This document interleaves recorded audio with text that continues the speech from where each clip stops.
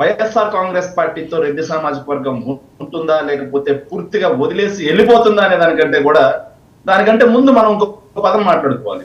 ఏదైతే మేము అధికారంలో వైఎస్ఆర్ కాంగ్రెస్ పార్టీ అధికారంలో ఉన్న 2019 నుంచి 24 మధ్యలో ఆ మధ్య గ్యాప్ లో ఏం జరిగిందంటే, ఏదైతే కమ్మ సామాజిక వర్గానికి చెందినటువంటి ఆ కమ్మ సామాజిక వర్గానికి చెందడమే కాకుండా టీడీపీకి అవుట్రేటెడ్ గా కొమ్ము కాస్తున్నారు అన్న కొన్ని ఆరోపణలతోటి ఫ్రంట్ లైన్ లో ఏదైతే పై స్థాయిలో ఉన్నటువంటి ఒక 3-4 పోస్టింగ్లు ఇవ్వడం నిరాకరించడం జరిగిన తర్వాత అదే సామాజిక వర్గానికి చెందినటువంటి కొన్ని మీడియా ఛానల్స్ లో జగన్మోహన్ రెడ్డి గారు కమ్మ విద్రోహి, జగన్మోహన్ రెడ్డి గారు కమ్మ ద్వేషి అని చెప్పి పొద్దున్న లేసినప్పటి నుంచి రాత్రి వరకు జగన్మోహన్ రెడ్డి గారి మీద అదే పనిగా విషయం చెప్పడం జరిగింది. కానీ అదే జగన్మోహన్ రెడ్డి గారికి వైఎస్ఆర్ కాంగ్రెస్ పార్టీలో ప్రోగ్రామ్ కోఆర్డినేటర్ గా ఉన్న తలసల రఘురామ్ గారు ఒక కమ్మ సామాజిక వర్గానికి చెందారు. జగన్మోహన్ రెడ్డి గారి మీద చీమ చిట్టుకుమన్న ముందుండే పోరాడే కొడాలి నాని గారు కమ్మ సామాజిక వర్గం. కానీ ఆ రోజు జగన్మోహన్ రెడ్డి గారిని కమ్మ ద్వేషిగా చిత్రీకరించడంలో చంద్రబాబు నాయుడు గారు కానీ తెలుగుదేశం పార్టీ కానీ సక్సెస్ అయిన మాట వాస్తవం, దీన్ని ఎవరు కాదనలేరు. At the same time Jaganmohan Reddy గారు 2019 నుంచి 24 వరకు రెడ్లను పట్టించుకోలేదు అని చెప్పి రెడ్డి సామాజిక వర్గం కూడా కొంత అసంతృప్తితోటి తెలుగుదేశం పార్టీ వైపు నడిచిన మాట కూడా వాస్తవం, దాన్ని మేము కాదనట్లేదు. కానీ ఏదైతే రెడ్డి సామాజిక వర్గం మొత్తాన్ని నేను హక్కును చేర్చుకుంటాను, నేను సామాజిక న్యాయం పాటిస్తాను, అన్ని కులాలను కలుపుకుంటాను అని చెప్పిన చంద్రబాబు నాయుడు గారు అధికారంలోకి వచ్చిన తర్వాత పదవుల్లోనూ లేకపోతే అధికారంలోనూ నామినేటెడ్ లోను వీటిల్లో సరే అన్యాయం చేశాడంటే చేసుకోవచ్చు. కానీ SI, CI, DSP, SP, IAS ఏ ర్యాంకుల్లో చూసుకుంటే సార్ మొత్తం పోస్టింగ్లు మొత్తం డేటా మొత్తం నేను చెక్ చేశాను. నిన్న నైట్ నేను దాన్ని మొత్తం చెక్ చేస్తే మొత్తం ట్రాన్స్ఫర్ లిస్ట్ లో మొత్తం రెడ్డి సామాజిక వర్గానికి చెందిన వాళ్ళలో 99% వేకెన్సీకి వెళ్ళిపోయారు, విఆర్కి వెళ్ళిపోయారండి. ఏదర్ జిఏడి డిపార్ట్మెంట్ లేకపోతే పై స్థాయి అధికారులని డీజీపీ ఆఫీస్ కి, కింది స్థాయి అధికారులని విఆర్ కి పంపించింది. మరి నేను చెప్పింది అదే కదండి, రెడ్డి సామాజిక వర్గం అంతా కూడా మీరు చేసిన తప్పు, మీరు వేసిన సెల్ఫ్ గోల్ తోటి మేము ఇబ్బందులు పడుతున్నాం అని ఆవేదన చెందుతున్నారనే కదా నేను చెప్పాను. వర్మ గారు నేను కన్క్లూడ్ చేస్తాను ఒక నిమిషం. సో రెడ్డి సామాజిక వర్గానికి చెందిన అధికారులందరినీ పోస్టింగ్లు ఇవ్వకుండా వాళ్ళని లూప్ లైన్ లో పెట్టడం చూస్తుంటే రెడ్డి సామాజిక వర్గం చంద్రబాబు నాయుడు గారికి తోడుగా ఉంటారా లేకపోతే జగన్మోహన్ రెడ్డి గారికి తోడుగా ఉంటారా? జస్ట్ ఈ చిన్న లాజిక్ అండి. జగన్మోహన్ రెడ్డి గారికి తోడుగా ఉంటారా, చంద్రబాబు నాయుడు గారికి తోడుగా ఉంటారా? సో ఇలా రెడ్డి సామాజిక వర్గాన్ని మానసికంగా హింసిస్తున్నటువంటి పోస్టింగ్లు కూడా రెడ్డి సామాజిక వర్గానికి చెందిన అధికారులని ఇట్లా చేస్తా ఉంటే రెడ్డి సామాజిక వర్గం చంద్రబాబు నాయుడు గారితో పోవడానికి సిద్ధపడతారు లేకపోతే జగన్మోహన్ రెడ్డి గారితో ఉండడానికి సిద్ధపడతారా? దీన్ని మీరు ఆలోచన చేసుకోవాల్సినటువంటి అవసరం కాదండి. మీరు చెప్పిన ఎగ్జాంపుల్ పోలీసులు చంద్రబాబు నాయుడు గారి దగ్గరికి ఎత్తుకెళ్తారు. ఆయన రాజకీయ నాయకుల గురించి నేను మాట్లాడుతున్నాను, వ్యాపారస్తుల గురించి సార్. నేను చెప్పేది కేవలం అధికారుల్లోనే రెడ్డి సామాజిక వర్గం మీద ఎంత వివక్ష చూపిస్తున్నటువంటి చంద్రబాబు నాయుడు గారు అధికారుల్లోనే సార్, మరి రాజకీయంలో ఎంత వివక్ష చూపిస్తారు అనేది తెలిసిపోతుంది సార్, క్లియర్ గా అర్థమైపోతుంది. ఇప్పుడు కూటమి పార్టీలో ఎవరు రెడ్డిలు లేరా, నాయకులు మంత్రులు లేరా? మరి నేను అదే అడుగుతున్నాను సార్, మా పార్టీలో కమ్మలు లేరా, మా పార్టీలో కాపులు లేరా? మరి కేవలం రెడ్డి సామాజిక వర్గం గురించి ఎందుకు మాత్రమే మీరు డిబేట్ పెడుతున్నారు? రెడ్డి సామాజిక వర్గం గురించి చెప్పడం కాదు, కేతి రెడ్డి గారు మాట్లాడిన అంశం నా కాపులు, నా బీసీలు, లేకపోతే నా ఎస్సీలు అన్నావన్నా. ఇప్పుడు ఏమైంది? వాళ్ళు ఓన్ చేసుకోలేదు, వీళ్ళు ఓన్ చేసుకోలేదు. మీ నాయకుడు చెప్పిన మాటలు, అది మేము మాట్లాడింది కాదండి, మీ ఎమ్మెల్యే గారు మాట్లాడింది. నేను చెప్తా అండి, మా మాజీ ఎమ్మెల్యే గారు కేతిరెడ్డి వెంకటరామరెడ్డి గారు క్లియర్ గా మాట్లాడారు. ఆయన ఓడిపోయిన తర్వాత దాదాపుగా 4 నుంచి 5 వీడియోలు పెట్టడం జరిగింది. 4 నుంచి 5 వీడియోలు ఆయన క్లియర్ గా చెప్పిన మాటలు విన్నారా? ఆయన ఏం చెప్పారంటే, జగన్మోహన్ రెడ్డి గారు అడ్మినిస్ట్రేషన్ పరంగా సూపర్ గా వర్క్ చేశారు, కానీ జగన్మోహన్ రెడ్డి గారు పార్టీని రన్ చేయడంలో వెనకబడిపోవడం జరిగింది, పార్టీకి చెందిన సొంత సామాజిక వర్గాన్ని పట్టుకురావడంలో వెనకపోవడం జరిగింది అని అంతకుముందు వీడియోలో చెప్పారు.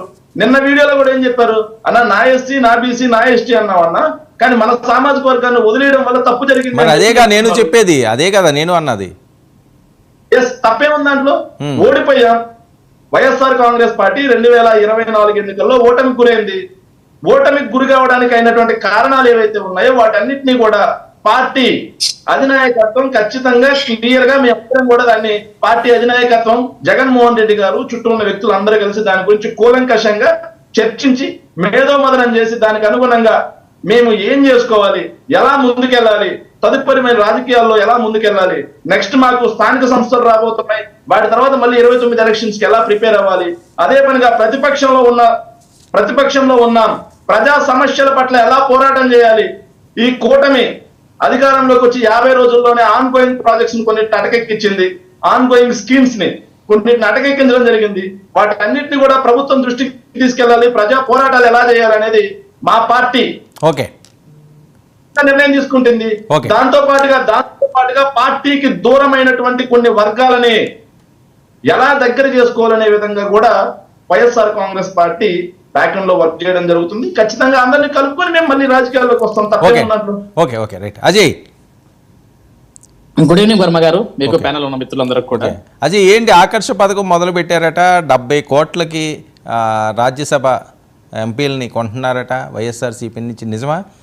సాక్షి పత్రికలో వచ్చిందే వాళ్ళ ఎంపీల కోసం వాళ్ళు మాట్లాడేది. అసలు ఏం జరుగుతుంది? మరొక వైపు రెడ్డి సామాజిక వర్గానికి చాలా అన్యాయం జరిగిందట, వాళ్ళని ఎక్కడో లూప్ లైన్లో పెట్టారట, అధికారం ఉన్నదే అని చెప్పి దాన్ని చలాయిస్తున్నారు, ఒక సామాజిక వర్గాన్ని పూర్తిగా దూరం చేస్తున్నారు. ఇలా అయితే ఇబ్బందులు పడక తప్పదు అన్నది శేఖర్ రెడ్డి గారు ఇండైరెక్ట్ హెచ్చరిక.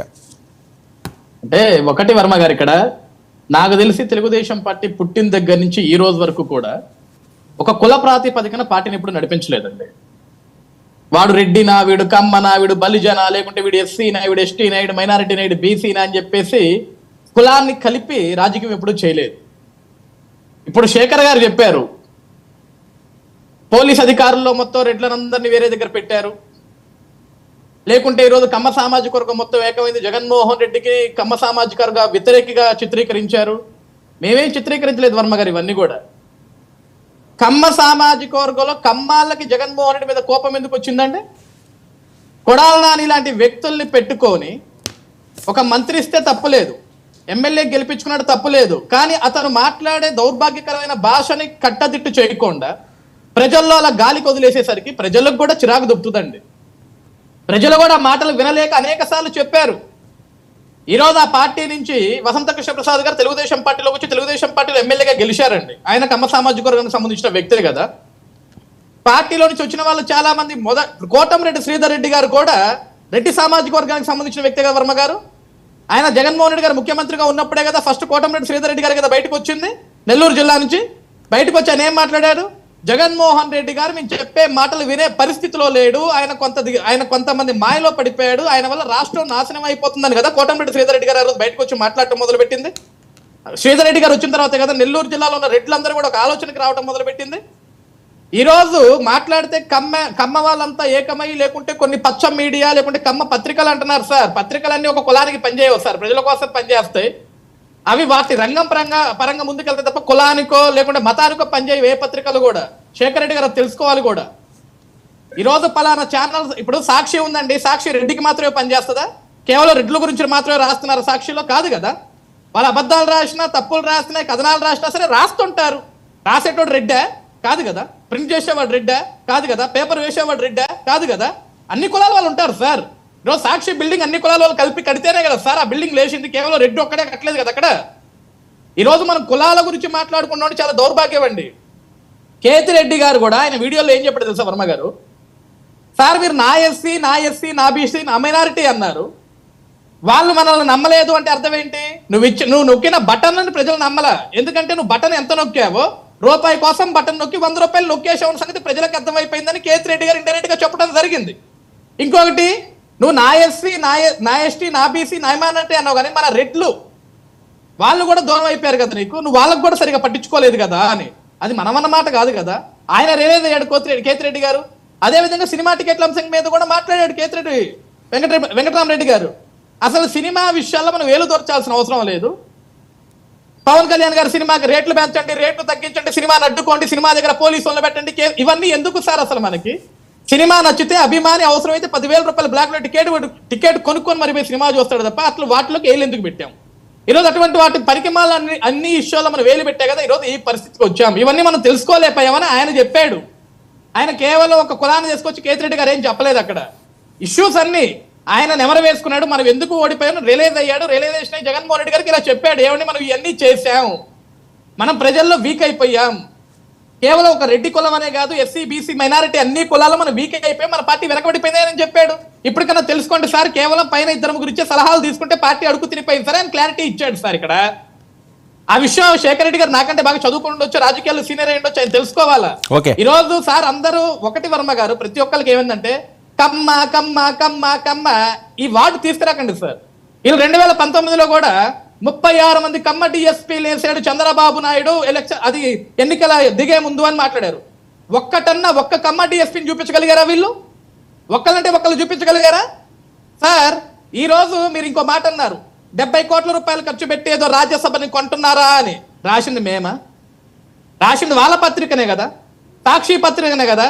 దానికి సమాధానం చెప్పాల్సిన జగన్మోహన్ రెడ్డి గారో, లేకుంటే ఆ సాక్షి పత్రిక నడిపించేవాళ్ళో, లేకుంటే ఈ రోజు వైసీపీ పార్టీలో అధికార ప్రతినిధిగా వచ్చి మన 99 ఛానల్లో కూర్చున్న శేఖర్ రెడ్డి గారో చెప్పాలా. ఎందుకంటే ఆ పత్రిక మాకు సంబంధం లేదు సార్ వర్మ గారు. ఆ పత్రికను నమ్మే పరిస్థితిలో ప్రజలు లేరు. ఆ పత్రిక నాకు తెలిసినంత వరకు అది పుట్టిన దగ్గర నుంచి ఈ రోజు వరకు దాని జీవితంలో ఒక్క నిజం రాయాలి. ఆ పత్రిక ఈ రోజు కూడా రాశారు సార్. దాని మీద నిన్న కూడా ఏంటది, ఆరోగ్యశ్రీకి 1600 కోట్ల రూపాయలు పెండింగ్ బిల్లులు చెల్లించలేదు కూటమి ప్రభుత్వం. అదే జగన్మోహన్ రెడ్డి సర్కారు ఉంటే వెంటనే బిల్లులన్నీ చెల్లించుకుంటూ వెళ్లేవాడు. సార్ కూటమి ప్రభుత్వం అధికారంలోకి వచ్చి 2 నెలలు అయింది. 2 నెలల్లో 1600 కోట్ల రూపాయలు పెండింగ్ బిల్లులు పెట్టిద్దా సార్? ఇప్పుడే కదా సార్ వచ్చింది. కానీ సాక్షి పత్రికలో రాసేశారు పెండింగ్ బిల్లులో ఉన్నాయి, ఆరోగ్యశ్రీ ఆపేస్తారంట, కూటమి ప్రభుత్వం పట్టించుకోవట్లేదు, జగన్మోహన్ రెడ్డి సర్కారు ఉంటే పెండింగ్ బిల్లులు కట్టేవాడు అని. ఎందుకు కట్టలేదు సార్? 1600 కోట్ల రూపాయలు 700 కోట్ల రూపాయలు పెట్టి భూ సర్వే అని చెప్పేసి పరికిమాల రాళ్ల కోసం 700 కోట్ల రూపాయలు ఖర్చు పెట్టిన రోజు ఈ 1600 కోట్ల రూపాయలు పెండింగ్ బిల్లులు గుర్తుకు రాలేదా సార్? బియ్యపు సంచులు అని చెప్పేసి బియ్యపు సంచులకి 1200 కోట్ల రూపాయలు తగలబెట్టారు సార్. ఆ రోజు పెండింగ్ బిల్లులు గుర్తుకు రాలేదా సార్? ఆంధ్రప్రదేశ్ రాష్ట్రంలో కేవలం గోడలకు రంగులు వేయడానికి 1600 కోట్ల రూపాయలు ఖర్చు పెట్టారు సార్. ఆ రోజు ఈ 1600 కోట్ల రూపాయలు పెండింగ్ బిల్లులు గుర్తుకు రాలేదా వర్మ గారు? చివరికి ఎన్నికల నెల రోజుల ముందు ఆంధ్రప్రదేశ్ రాష్ట్రం అంతా కూడా సిద్ధం సిద్ధం సిద్ధం అని బ్యానర్లు కడితే ఆ బ్యానర్లకి 600 కోట్ల రూపాయలు ఖర్చు పెడితే ప్రజాధనాన్ని దుర్వినియోగం చేసి ఆ రోజు ఏమైపోయింది సార్? ఆ రోజు ఎందుకు రాయలేదు సార్ సాక్షులు ఇవన్నీ? కూటమి ప్రభుత్వం వచ్చిన 2 నెలల్లోనే 1600 కోట్ల రూపాయల పెండింగ్ బిల్లులు అంటే కూటమి ప్రభుత్వం విస్మరించిందంటే, కూటమి ప్రభుత్వం ఆరోగ్యశ్రీని నిలిపివేస్తుందంటే, అదే జగన్మోహన్ రెడ్డి సర్కారు ఉంటే కట్టేవాడంట. ఎవడు కట్టొద్దన్నాడు సార్? మేము కట్టొద్దన్నామా? మేము ఆపమన్నామా? పనికిమాల రాళ్ళకి, పనికిమాల రంగులకి, పనికిమాల పబ్లిసిటీలకి వేలాది కోట్ల రూపాయలు ఖర్చు పెట్టమని మేము చెప్పావా వర్మ గారు? సార్ ఈయన ప్రతి సంవత్సరం సార్ వర్మ గారు ఒక విషయం చాలా పెద్ద విషయం వర్మ గారు, ఇది ప్రజలందరికీ కూడా తెలియాలి. సార్ ఈయన ఒక బటన్ నొక్కుతాడు. ఈ బటన్ నొక్కేదానికి రాష్ట్ర వ్యాప్తంగా ఒక కార్యక్రమం పెడతాడు. ఈ కేవలం పెన్షన్లు ఇచ్చేదానికి సార్ ఇప్పుడు 2000 రూపాయల పెన్షన్ 3000 చేసేదానికి 5 సంవత్సరాలు తీసుకున్న జగన్మోహన్ రెడ్డి గారు ప్రతి ఏటా 250 రూపాయలు పెంచేదానికి వర్మ గారు పెద్ద పెద్ద యాడ్లు, పెద్ద పెద్ద హోర్డింగ్లు, దీనికోసం ప్రత్యేక బడ్జెట్ కేటాయించి ప్రజాసొమ్మును దుర్వినియోగం చేసి ప్రజల్లోకి వెళ్లి ఓ భారీ బందోబస్తులతో వెళ్ళి కేవలం బటన్ నొక్కేదానికి వర్మ గారు కాదండి. ఏమైనా ఆకర్ష పథకం పెట్టారా లేదా సార్? మాకెందుకు సార్ వాళ్ళతోటి అవసరం లేదా మీకు? రాజ్యసభ వీక్ గా ఉంది కదండి. అదే వర్మ గారు, రాజ్యసభ ఉంది, మేమేమంటున్నాం, మేమేం ఆకర్షించి డబ్బులు పెట్టి కొనాల్సిన అవసరం ఎవరికి మాకు అవసరం లేదు. ఎందుకు రాశారంటారు? కాదు, ఇందులో ఏంటి మరి ఏమన్నా ఉన్నదా ఇన్సైడ్? నేనేమంటున్నా వర్మ గారు, రాసిన సాక్షి పత్రికని ఆ రాయించిన వ్యక్తులు అడగాలి. సరే ఓకే, మీ అనుమానం అండి, మీ అనుమానం వాళ్ళు వ్యక్తుల మీదే వాళ్ళ వార్త రాయడానికి ఉన్న ఇన్సైడ్ ఏమైనా మీకు అనుమానాలు ఉన్నాయా? ఒకటే కదా సార్, ఇప్పుడు వాళ్ళ వ్యక్తులతోటే వాళ్ళ మీద దాడులు చేయించుకుని తెలుగుదేశం పార్టీ మీద, కూటమి ప్రభుత్వాల మీద ఆ రోజు వేశారు. ఈ రోజు కూడా వాళ్ళ వ్యక్తులే అమ్ముడు పోతున్నారని చెప్పేసి వాళ్ళే రాసి ప్రజల్లో ఒక డైవర్షన్ పాలిటిక్స్ అన్నమాట. అంటే మళ్ళీ తెలుగుదేశం పార్టీ కొంటుందంట, వీళ్ళు డబ్బులు పెట్టి మనుషులు కొనుక్కుంటున్నారంట అని చెప్పి వీళ్ళు సృష్టించాలి కదా సార్. కూటమి ప్రభుత్వం మీద బురద వేయాలి కదా. కోడికత్తి దగ్గర నుంచి బాబాయ్ దాకా అన్ని మావే కదా సార్, అన్ని ఈ బురదలే కదా సాక్షి పత్రిక రాసింది. నారాసు రక్త చరిత్ర దగ్గర నుంచి ఎన్నికల ముందు తగిలిన గులకరాయి దాకా ఏది రాయలే Sakshi. Right, okay okay okay right. ఒకసారి కేతిరెడ్డి గారు బయట ఒకసారి విందాం, ఆడియన్స్ కూడా క్లారిటీ వస్తుంది, ఎందుకంటే అందరూ చూసి ఉండకపోవచ్చు కదా. అది బయట ప్లే చేయండి అమ్మా. నా ఇష్టతో ఇండస్ట్రీతో అందరితో కూడా మనం చెడు మూట కట్టుకోవడం జరిగింది. నా ఎస్సీలు, నా ఎస్టీలు, నా బీసీలు అని అన్నారు. మిగతా ఆ సెక్షన్ ఆఫ్ ది పీపుల్ నీతో సెయిల్ అయినారో లేదో తెలియదు, కానీ మిగతా సెక్షన్ ఆఫ్ ది పీపుల్ అందరూ కూడా నెగిటివ్ అయినారు కదా. వాళ్ళైనా మేము వద్దా అని. పోనీ ఎవరినైతే భుజాన్ని ఎత్తుకున్నారో వాళ్ళన్న మనతో తోడొస్తున్నారా? తోడొచ్చింటే ఈ పరిస్థితి అయితే ఉండేది కాదు కదా. తోడొస్తే ఒక ఇండస్ట్రీతో అందరితో కూడా మనం చెడు మూట కట్టుకోవడం జరిగింది. నా ఎస్సీలు, నా ఎస్టీలు, నా బీసీలు అని అన్నారు. మిగతా ఆ సెక్షన్ ఆఫ్ ది పీపుల్ నీతో సెయిల్ అయినారో లేదో తెలియదు కానీ మిగతా సెక్షన్ ఆఫ్ ది పీపుల్ అందరూ. రైట్. కీర్తన గారు, ఇది కేతిరెడ్డి గారి బైట్. మీరు కూడా రాయలసీమ బిడ్డే కాబట్టి ఏంటి ఏదో వ్యతిరేకత బాగా వినిపిస్తుంది అని చెప్పి వస్తున్న వాయిస్ మీకేమైనా ఉన్నదా ఇన్ఫర్మేషను?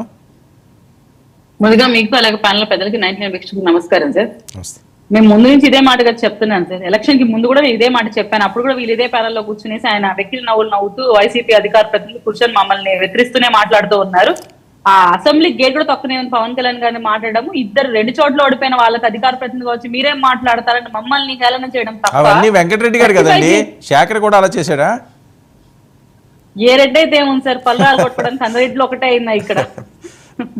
ఏముంది, అందరూ ఒకటే లేని సార్. ఇదే డిబేట్లలో ఎన్నిసార్లు ఏడ్చుకుంటూ మేము వెళ్ళామో మాకు గుర్తుకుంది. ఈ రోజు వాళ్ళని ఏడిపించకూడదు కానీ మేము రెక్టిఫై చేసుకోమంటున్నాము. ఇక్కడ క్యాస్ట్ ఫ్రస్ట్రేషన్ తో సగం ఏడుస్తున్నావులే శేఖర్ అన్న, డిస్టర్బ్ చేయొద్దు కానీ. మ్యూట్ చేశారన్న, కొంచెంసేపు మ్యూట్ చేయి. నా తెలిసి వర్మ గారు, నేను ఇక్కడ క్యాస్ట్ ఫీలింగ్ తో మాట్లాడను. నేను పూర్తిగా అజయ్ గారితో ఏకీభవిస్తాను. మాకు క్యాస్ట్ తో సంబంధం లేదు. జగన్మోహన్ రెడ్డి గారు అందరిని ఎత్తిన చేయి పెట్టాడు. దాంట్లో వాళ్ళ కమ్యూనిటీ వాళ్ళకి న్యాయం చేశాడని నేను అనుకోను. కొంతమందికి న్యాయం చేశాడు. ఏదైతే విజయసాయి రెడ్డి, మిథున్ రెడ్డి, సజ్జల భార్గవ రెడ్డి ఇట్లాంటి వాళ్ళకి మాత్రమే ఆయన కన్సందలో పెట్టుకుని ఆ పార్టీని నాశనం చేసింది కూడా వీళ్ళలేండి. ఆయనకి ఉన్నవి లేని చెప్పి ఆయన లండన్ కి వెళ్ళి వచ్చేదాకా కూడా ఆయన తెలియదంటే ఆయన ఓడిపోతున్నాడు, ఇంత ఘోర పరాపతి చూడబోతున్నారని వాళ్ళకే తెలియదంట. సో అంత మసిపూసి మారేడుకాయ చేసి ప్రజాధనాన్ని సిద్ధం బ్యానర్లకి యూట్యూబ్ పబ్లిసిటీతో విష ప్రచారం చేయడానికి, మమ్మల్ని జెండా కుల్లీలు అనడానికి వీటికి ఉపయోగించారు తప్ప అసలు మీరు ఏం చేశారు, ప్రజలకు మీరు చేసిన మంచి ఏంటి, ప్రజల్లో ఉన్న వ్యతిరేకత ఎప్పుడు గమనించలేదు. ఈరోజు కేతిరెడ్డి గారు అన్న మాటలు వాస్తవ రూపంలో ఒక వ్యక్తి ఆవేదన. ఆ వ్యక్తి ఎందుకు ఆవేదన పడుతున్నాడంటే పార్టీ నాశనం అయిపోవడానికి కారకులం మనమే. మనం ఎన్డీఏ కూటమి మీద పడి ఎందుకు ఏడుస్తున్నాం? పార్టీ నాశనం అయిపోవడానికి కారణం ఎవరు? మేమా? ఒక వ్యక్తిని డోర్ డెలివరీ చేసినప్పుడు మేమేమైనా పక్క నుండి డోర్ డెలివరీ చేసినప్పుడు సహాయపడినామా? డోర్ డెలివరీ చేస్తుంటే తప్పని ఒక రోజున ఖండించి కూడా శాలాలు కప్పారు సార్. ఎక్కడ సార్ ఎస్టీలు ఓన్ చేసుకుంటారు జగన్మోహన్ రెడ్డి గారిని? అదే ఆడబిడ్డల మీద అఘాయిత్యాలు జరుగుతుంటే అరాకొరా అని మాట్లాడారు సార్. ఎక్కడ సార్ ఏ ఆడబిడ్డ ఈ రోజు ఓన్ చేసుకుంటుంది సార్ జగన్ మా అన్న అని? మద్యం పాలసీని రద్దు చేస్తానని చెప్పి చీప్ లిక్కర్ అందుబాటులోకి తెచ్చి గంజాయిలకి, డ్రగ్స్ కి, వ్యసనాలకు బానిస చేస్తూ తల్లిదండ్రులకి, కుటుంబాలని సార్ నాశనం చేస్తుంటే ఏ ఎమ్మెల్యేకైనా అపాయింట్మెంట్ దొరికిందా సార్? సార్ మా ఊర్లలో జగన్మోహన్ రెడ్డి గారి ఫోటోలు తప్ప స్థానిక ఎమ్మెల్యే ఫోటో కూడా మేము చూడలేదు సార్. టు బి ఫ్రాంక్, సగటు ఎమ్మెల్యే ఆవేదన ఇది, ఒక వైసీపీ ఎమ్మెల్యేల ఆవేదన. కనీసం మా ప్రాంతంలో మా ఫోటో కూడా లేదు. కేవలం జగన్మోహన్ రెడ్డి గారి ఫోటోనే ఉండాలి, జగన్మోహన్ రెడ్డి గారి బొమ్మనే మా పత్రాల పైన ఉండాలి, జగన్మోహన్ రెడ్డి గారి భజనే మీరు మాట్లాడే వెనక పోస్టులు జగన్మోహన్ రెడ్డి ఉండాలి, బొమ్మ జగన్మోహన్ రెడ్డి, పబ్లిసిటీ జగన్మోహన్ రెడ్డి, అప్పులు, తిట్లు, చివాట్లు స్థానిక ఎమ్మెల్యేలు పడాలి. ఎందుకు పడతారు సార్? వాళ్ళకి అపాయింట్మెంట్లు కూడా ఇవ్వకుంటే ఎందుకు సార్ నేను సపోర్ట్ చేస్తారు? గత్యంతరం లేక నేను సపోర్ట్ చేసిన పాపానికి ఈరోజు వాళ్ళు తిట్టించుకుంటున్నారు, వాళ్ళు ఇబ్బంది పడుతున్నారు. ప్రజల పక్షాన్ని నిలబడకుండా, వాళ్ళని నిలబెట్టకుండా, వాళ్ళని సర్వనాశనం చేసి ఈరోజు నీకు అధికార మతంతో నువ్వు చేసిన కార్యకలాపాలకి ఈరోజు బయటకు వస్తున్నారు ఒక వర్గం. ఇంకొక వర్గం ఏంటంటే ఎక్కడ మన తప్పులు వీళ్ళు ఎండగట్టి బయట పెడితే మనం లోపలికి పోవాల్సి వస్తున్న భయంతో అత్తిలిదాటంతో ఇంకొంతమంది వచ్చి ఎన్డీఏ కూటమికి మద్దతు తెలుపుతున్నారు. సో ఎవరు ఎన్ని మద్దతులు తెలిపినా జగన్మోహన్ రెడ్డి గారు ఫెయిల్ వైసీపీ ప్రభుత్వం యాక్సెప్ట్ చెయ్యాలి. ముఖ్యంగా ప్రజలు చేసిన అన్యాయాన్ని యాక్సెప్ట్ చేయాలి. ఎన్డీఏ కూటమి ఏదైతే రెడ్ బుక్ అని చెప్తుందో దాంట్లో నిజంగా తప్పులు చేసిన వాళ్ళకి శిక్షలు ఖచ్చితంగా పడతాయి. మరొక విషయం, ఇంత ముందు శేఖర్ అన్న అంటున్నారు అందరినీ రెడ్లను అపాయింట్ చేయకోకుండా ఎవరినో అపాయింట్ చేస్తున్నారు. అన్న ఇక్కడ ఆఫీసర్స్ కి పొలిటికల్ స్ట్రక్చర్ కి టోటల్ డిఫరెంట్ ఉంటుంది. So you have to know that and accept that, first thing. ఇంకోటి ఏంటంటే నా వరకు నేను గమనించింది, అజయ్ గారికి ఇంకో 2 పాయింట్లు యాడ్ చేస్తాను సార్. జీవోలు పాస్ చేశారు సార్. ప్రజల పక్షాన్ని నిలబడితే జీవోలేంటి సార్ రాకుండా ఆపడం కోసం? నిన్న అదే పాదయాత్రకు మేము ఆపామా? నిన్న అదే పాదయాత్ర నువ్వు చేసుకుంటూ స్టంట్లు చేసావే, ఇక్కడి నుంచి అక్కడికి దూకి అట్లాంటి పాటలన్నీ పెట్టావే, గిరా తిరుగుతుంది ఫ్యాన్ అని వైరల్ చేసుకున్నావే, అట్లాంటి స్టంట్లు పెట్టి వాళ్ళని ముద్దులు పెట్టి బుగ్గలు నిమిరావే, అప్పుడంతా ఎవరిని ఆపలేదు కదా. మళ్ళీ మేము ప్రజల్లోకి పోతే మాకెందుకు జీవోలు, మాకెందుకు అరెస్టు, మా ఆర్థిక మూలాలు దెబ్బతీసే విధంగా మా మీద కేసులు ఎందుకు? ఫ్యాక్టరీలకు మూసేపిచ్చావు, కొత్త ఫ్యాక్టరీ రానికుండా చేసావు, ఏ ఎమ్మెల్యే ఏ ఎంపీ నోరెత్త కూడా చేసావు, పవన్ కళ్యాణ్ గారిని సినిమాలు దెబ్బతీసావు, ఇండస్ట్రీని పతనం చేసావు. ఇద్దరు ఆర్జీవి, శ్రీరెడ్డి, ఇంకొక పోసాని కృష్ణమూర్తి తప్ప ఏ ఎమ్మెల్యే అయినా నీ గడప తొక్కగలిగాడా? ప్రజల పక్షాన మాట్లాడే ధైర్యం చేయగలిగాడా? కేవలం రబ్బర్ స్టాంపులు. మరొక విషయం, అందరి కులాలకు పెద్ద పీట వేశాడండి. ఎక్కడ సార్? అమర్నాథ్ అనే వ్యక్తికి మినిస్ట్రీ ఇచ్చారు. కనీసం అతనికి ఏ రోజన్నా అవగాహన కల్పించేలాగా ఏమైనా నేర్పించాడా? లేదు నువ్వు పలానా ఇండస్ట్రీస్ కావాలి, పలానా కంట్రీస్కి వెళ్ళి వాళ్ళతో మాట్లాడు, పలానా డెలిగేట్స్ నువ్వు సంప్రదించని చెప్పాడా? గుడ్డు పెట్టలేదు, పదగలేదనే మాటలు మాట్లాడుతూ అవగాహన లేని అతను ఉంటే అతన్ని కూడా రబ్బర్ స్టాంపు లాగా పెట్టాడు. అదే నువ్వు రోజా గారిని కనీసం పేరునే నానిని గాని, లేదు ఈ క్యాస్ట్రోల్ నడుపురాని గుట్కా నాన్న, అట్లాంటి వాళ్ళకి ఎవరికైనా మీ అవగాహనతో ఒక్క ప్రెస్ మీట్ పెట్టమని ప్రోత్సహించావా? ప్రజలు చూశారు సార్. అది చేసింది ఘోరంతా పబ్లిసిటీ చేసుకుంటూ పవన్ కళ్యాణ్ గారిని తిట్టడం కోసం మీరు ఎందుకు పబ్లిక్ మీట్ యూటిలైజ్ చేసుకుంటున్నారని మా డబ్బు సార్, మా డబ్బు ఇది. రోజా గారిని వదలరా ఇంకా? ఏం సార్ ఆమె ఏమైనా ఉత్తమరాలా? ఏమైనా ప్రజలను ఇబ్బంది పెట్టలేదా? ఏ రోజైనా ప్రజల పక్షాన మాట్లాడిందా సార్? నేను ఇప్పటికీ వాపోతున్నారు ఆమె ఇంటి ముందర రోడ్ లేదని. Till now I'm fighting for that. ఎందుకు సార్ రోడ్ లేదు వాళ్ళ ఇంటి ముందర? మీరు మినిస్టర్ సార్, ఎమ్మెల్యే సార్, మా ఓటోలో ఎందుకు వాళ్ళ ఇంటికి వెళ్తుంటారేంటి? మీరు రెగ్యులర్ గా నగరం వెళ్తుంటారా వాళ్ళ ఇంటికి? అంటే వాళ్ళ ఇంటికి వెళ్తేనే రోడ్ చూడాలా? ఆ రోడ్ మీద వెళ్తే చూడకూడదా? లేదా ఆ స్థానికులు మాకు కంప్లైంట్ ఇచ్చి తెలియకూడదా? ఉన్నారా అండి నగరంలో ఉన్నారా ఆవిడ? ఉండాలి సార్. ఆమె ఎందుకు ఉంటది? ఆమెకు ప్యాలెస్లు ఉన్నాయి. మా అలాగే నమ్మిరామనా ఇంట్లో ఉండి ప్రజల పక్షాన్ని నిలబడ్డానికి కోటేశ్వర్లు వాళ్ళు ప్రజల పక్షాన్ని నిలబడతారు. జగన్మోహన్ రెడ్డి గారు వెనక నిలబడతారు సార్. నేను ఒకటే చెప్తున్నాను, పతనమైన పార్టీ వాళ్ళ లోపాలను తెలుసుకోవాలి కానీ ఎన్డీఏ కూటమి మీద పడి ఏడిస్తే ఏమీ జరగదు. నేను శేఖర్ రెడ్డి అన్న ఒకటే అడుగుతున్నా, ఇప్పటికి కూడా మీ పులివెందల ఎమ్మెల్యేకి ఎందుకు ధైర్యం రావట్లేదు అసెంబ్లీకి రావడానికి? నిజంగా ప్రజల పక్షాన నాయకుడు కదా, ఎందుకు రావట్లేదు ధైర్యం? ఆయనంత పిరికి మనిషి నేను ఎక్కడా చూడలేదు సార్. వీళ్ళ ఎలివేషన్లు తప్ప జగన్మోహన్ రెడ్డి గారు తన దగ్గర అది ఏంటి ఈ స్లోగన్ ఏంటండి? నేను చూస్తున్నాను గత కొన్ని రోజులుగా. ఓకే, మీ మాజీ సీఎం గారో లేకపోతే మీ పార్టీ అధ్యక్షులు జగన్మోహన్ రెడ్డి గారు అండం మనిషి పులివెందుల ఎమ్మెల్యే అని వాళ్ళు అంటారు. పిఠాపురం తాలూకా అని చెప్పి బోర్డులు పెట్టుకుండి మీ వాళ్ళు ఫాలో అవుతుంటారు. ఏంటిది? ఇది అవసరమా? ఇంకా పులివెందుల ఎమ్మెల్యే అంటే మేము అనాలి సార్. ఆయన ఏమన్నా మినిస్టరా లేకుంటే ఏమన్నా ప్రతిపక్ష నేతన? పులివెందుల ఎమ్మెల్యేనే కదా ప్రస్తుతం ఆయనది పొజిషన్. నెక్స్ట్ టైం ఎప్పుడన్నా ఉంటే పిఠాపురం ఎమ్మెల్యే అంటారా పవన్ కళ్యాణ్ గారిని? లేకపోతే పవన్ కళ్యాణ్ గారు లేకపోతే ఇంతకుముందు ఉప ముఖ్యమంత్రి అంటారా? పవన్ కళ్యాణ్ గారు హుందాగా మాట్లాడారు. జగన్మోహన్ రెడ్డి గారు పవన్ కళ్యాణ్ గారిని ఎలా మాట్లాడారో మీరు గుర్తు చేసుకోండి. శేఖర్ రెడ్డి గారు గుర్తు చేస్తారు. ఇదే డిబేట్ లో కూర్చొని ఎన్ని మాటలు మాట్లాడారు. కరెక్ట్. ఇప్పుడు వాళ్ళే పవన్ కళ్యాణ్ గారిని పన్నెత్తి మాట అంటలేదండి. అది మీరు గమనించండి. చంద్రబాబు నాయుడు గారు, లోకేష్ గారిని అంటలేదు. ఎందుకంటారు సార్ వాళ్ళు? అదే అంటున్నారు, వాళ్ళు తెలుసుకున్నారు కదా. తెలుసుకోలేదు సార్, తెలుసుకోలేదు. కళ్ళు తెరిపించాం మేము కళ్ళు తెరిపించాం. వాళ్ళు తెలుసుకుంటారని మీరు అనుకోకండి. కళ్ళు తెరిపించాం మేము. ప్రజలు మా పక్కన నిలబడిన తీరు చూసి భయపడ్డారు వాళ్ళు. అది మీరు యాక్సెప్ట్ చేయండి ఫస్ట్. Okay, right. బుజ్జి కాల్పాలం బుజ్జి ఏంటండి మీ ప్రాంతంలో కూడా ఏమైనా చేర్పులు మార్పులు ఏమైనా జరుగుతున్నాయా? ఎంపీలను కొనుగోలు అంటున్నారు. కేతిరెడ్డి గారి వీడియో కూడా మీరు వినుంటారు. ముందుగా డిబేట్ లో పాల్గొన్న పెద్దలకి సభ్యులందరికీ గుడ్ ఈవినింగ్. అలాగే 99 రైట్స్ కూడా గుడ్ ఈవినింగ్. సార్ ఇప్పుడు అసలు ఒకే చిన్న లాజిక్ సార్, ఇదంతా వైసీపీ ఆడుతున్న గేమ్. రాజ్యసభ సభ్యుల్ని కొనవలసిన అవసరం టీడీపీకి ఏముందంటారు? లేదు బీజేపీ కొనవలసిన అవసరం ఏముందంటారు?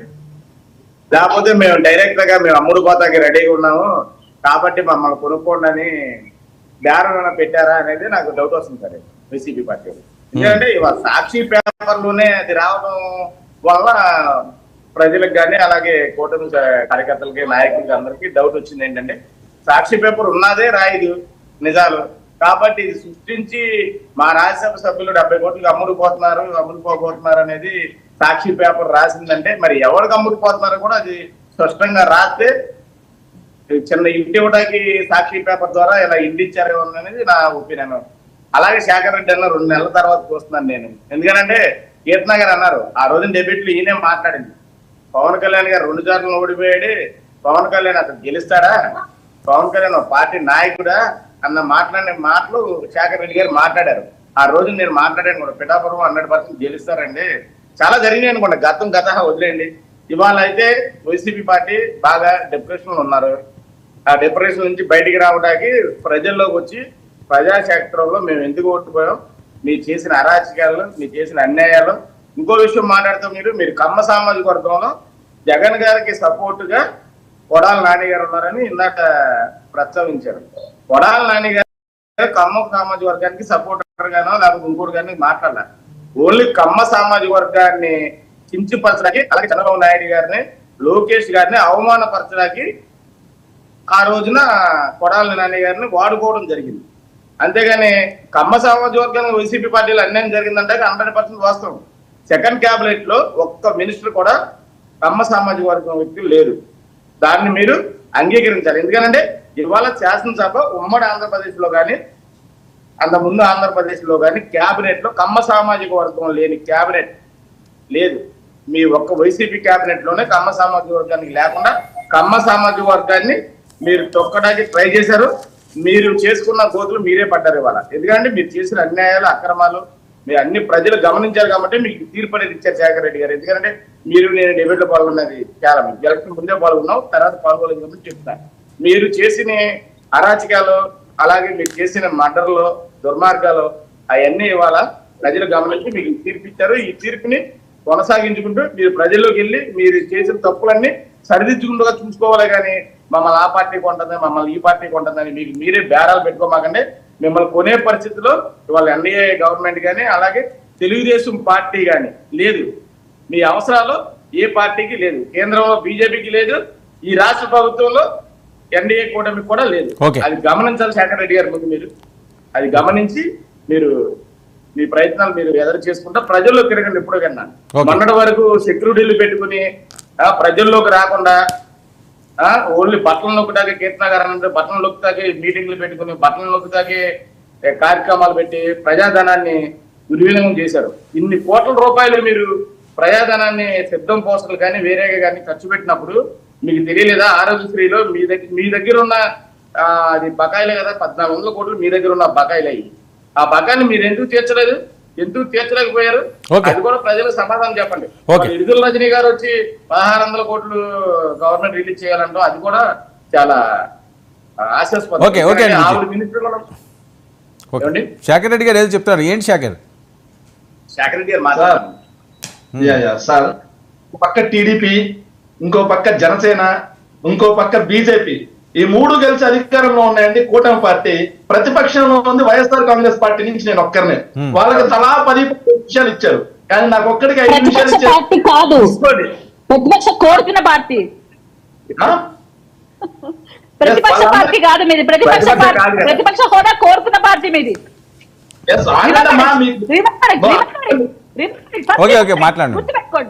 గుర్తుపెట్టుకోండి.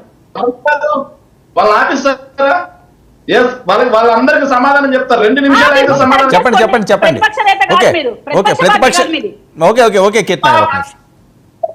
ఆగుతలే, ఎందుకంటే తొందర మీకు ఆగమ్మా.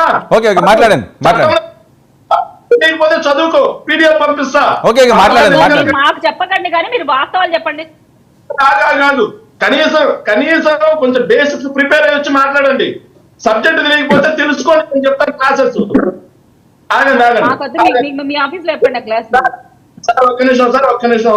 మా మిత్రుడు అజయ్ మాట్లాడుతూ చాలా అద్భుతంగా మాట్లాడాడు. అజయ్ సిద్ధం సభల కోసం 600 కోట్లు మాట్లాడు, మేము ప్రభుత్వ ధనం ఖర్చు పెట్టామని.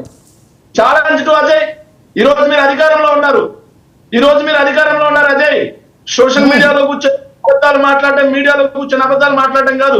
మీరు ఈ రోజు అధికారంలో ఉన్నారు. సిద్ధం సభలకి ప్రభుత్వ ధనం నుంచి, ఖజానా నుంచి మేము వాడి నుండి 600 కోట్లు. షోమి ఆర్థిక శాఖ నుంచి మేము ఎక్కడి నుంచి తీసుకొచ్చాము? షోమి. డెఫినెట్ గా నేను దాని గురించి మాట్లాడతా. రంగులు 1600 కోట్లు అంట. యూట్యూబ్ లో వీడియో చేయడం కాదు అజయ్, ఎవిడెన్స్ కావాలి. రాష్ట్రం మొత్తం మీద ఎన్ని భవనాలు ఉన్నాయి, వాటికి ఎంత ఉంటాయి, వాటి కోసం ఖర్చు పెట్టిన జీవో ఏంటి? అధికారంలో ఉన్నారు ఈ రోజు మీరు, అన్ని అందుబాటులో ఉన్నాయిగా. తీసుకొచ్చి చూపించండి, మాట్లాడతారు. తీసుకొచ్చి చూపించండి. ఏదైనా ఒక అబద్ధాన్ని గట్టిగా బలంగా మాట్లాడేస్తే అది నిజమైపోద్ది, రాష్ట్ర ప్రజలు నమ్మేస్తారు అనే సంకుచిత మనస్తత్వంలో మీరున్నారు. ఈరోజు సంకుచిత మనస్తత్వంలో మీరున్నారు. 1600 కోట్ల రూపాయలు పెండింగ్ బిల్లులు ఉన్నాయి. జగన్మోహన్ రెడ్డి గారు ఎందుకు కట్టలేదు అన్నారు. ప్రొసీజర్ తెలుసా? తమరి ప్రభుత్వంలో తమరి టయానికి 600 కోట్ల రూపాయలు పెండింగ్ బిల్లులు పెట్టిపోయారు ఆరోగ్యశ్రీకి. మరి 600 కోట్ల రూపాయలు పెండింగ్ బిల్లులు పెట్టిపోతే వైఎస్ఆర్ కాంగ్రెస్ పార్టీ అధికారంలోకి వచ్చిన తర్వాత ఏనాడు ఆరోగ్యశ్రీకి మీరు పెండింగ్ బిల్లులు పెట్టిపోయారని చెప్పి ఆరోగ్యశ్రీని అటకెక్కించలా? 600 కోట్లు పెండింగ్ బిల్లులు కట్టాం. మీరు 100 కోట్లు ఖజానాలో పెట్టిపోయారు. 7,000 కోట్ల రూపాయలు గ్రాంట్ రూపంలో ఇచ్చాం మేము. మీరు ఎక్కే టయానికి మర్చిపోయారా? ఆరోగ్యశ్రీ గురించి మాట్లాడితే చంద్రబాబు నాయుడు గారి ప్రభుత్వ హయాంలో 1,500 కోట్ల రూపాయలండి ఆరోగ్యశ్రీ బడ్జెట్. కానీ జగన్మోహన్ రెడ్డి గారి ప్రభుత్వ హయాంలో 3,500 కోట్ల రూపాయలు. ఇక జగన్మోహన్ రెడ్డి గారి హయాంలో ఆరోగ్యశ్రీకి సంబంధించి సార్ ఇది మాట్లాడుతా ఉన్నారు, మాట్లాడే మాటకు ఒక నైతికత ఉండాలి సార్.